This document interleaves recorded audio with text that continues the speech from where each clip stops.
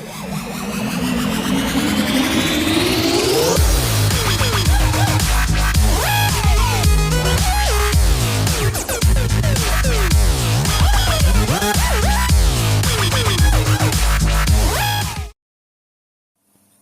Assalamualaikum and welcome to my short video.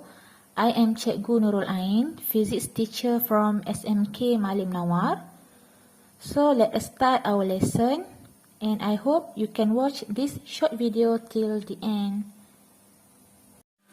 Okay, before this you have learned about quantum theory of light in 7.1, photoelectric effect in 7.2, and in 7.3, you learn about Einstein's equation, threshold frequency, work function, and solving problems using Einstein's equation. So now, we will go through subtopic 7.3.5, generating photoelectric current in a photocell circuit, and 7.3.6, application of photoelectric effects. Okay, figure 7.1 shows a photocell circuit consisting of a glass vacuum tube. So, this is a glass vacuum tube. Vacuum tube is a glass tube with its gas removed, creating a vacuum. And at the negative terminal, we have cathode. At the positive terminal, we have anode. And we have source of voltage, negative and positive. Negative terminal and positive terminal, and we have milliammeter to calculate the value of photocurrent produced. Okay, now we have a look again at the photocell circuit, and here are the explanations of the photocell circuit. Number 1, the semi-cylindrical cathode is coated with a light-sensitive material. Number 2, it is connected to the negative potential. So remember, semi-cylindrical cathode is connected to the negative potential. Number 3, a metal rod fixed at the axis of the semi-cylindrical cathode, it is connected to the positive potential. So a metal rod is connected to the positive potential and become the anode. So here are the very important info. You know that photoelectric current is produced only when the photocell is illuminated by light.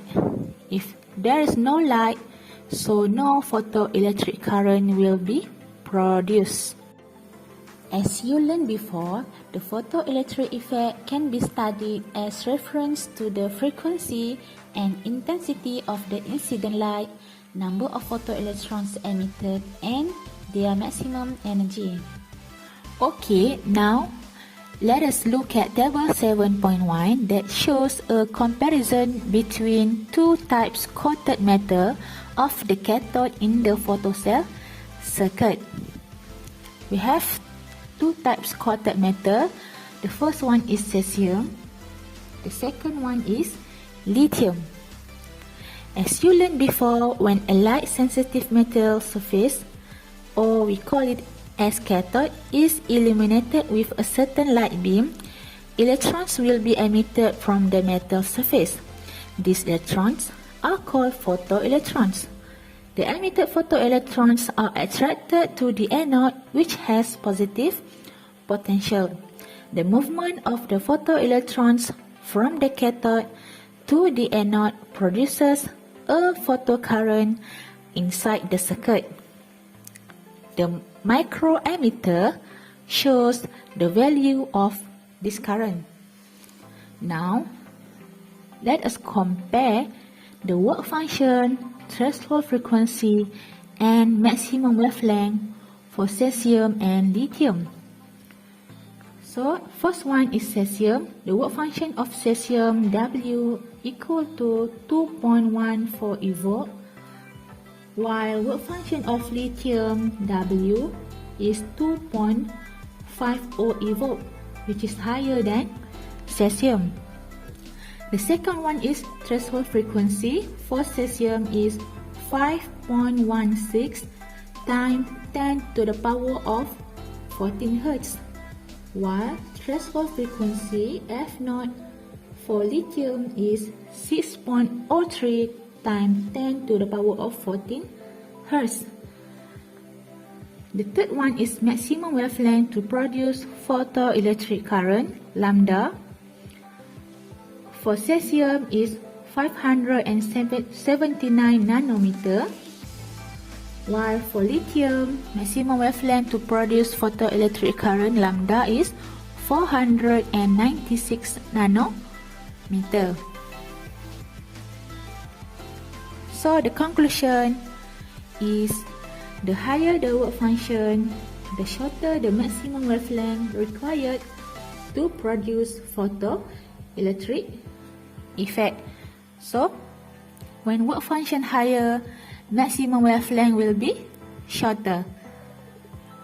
Number 2, as the light intensity increases, the photoelectric current in the photocell circuit also increases. Okay, I repeat, as the light intensity increases, the photoelectric current in the photocell circuit also increases.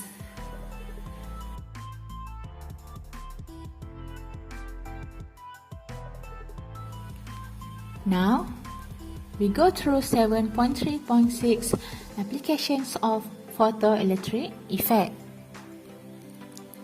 Figure 7.2 shows some examples of applications of photoelectric effect.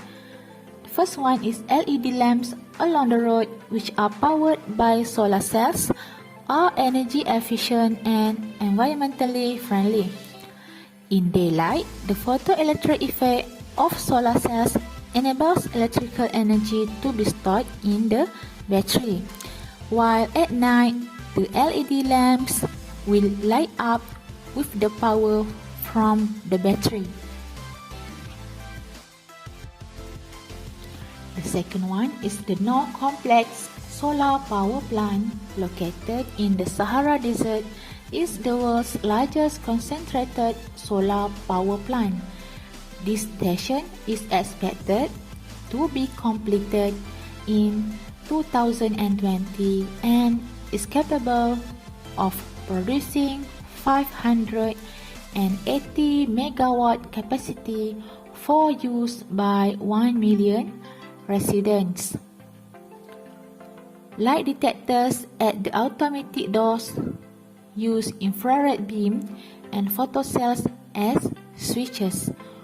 When the light path is disturbed, photoelectric current in the photocell circuit will be disconnected and the door will remain open.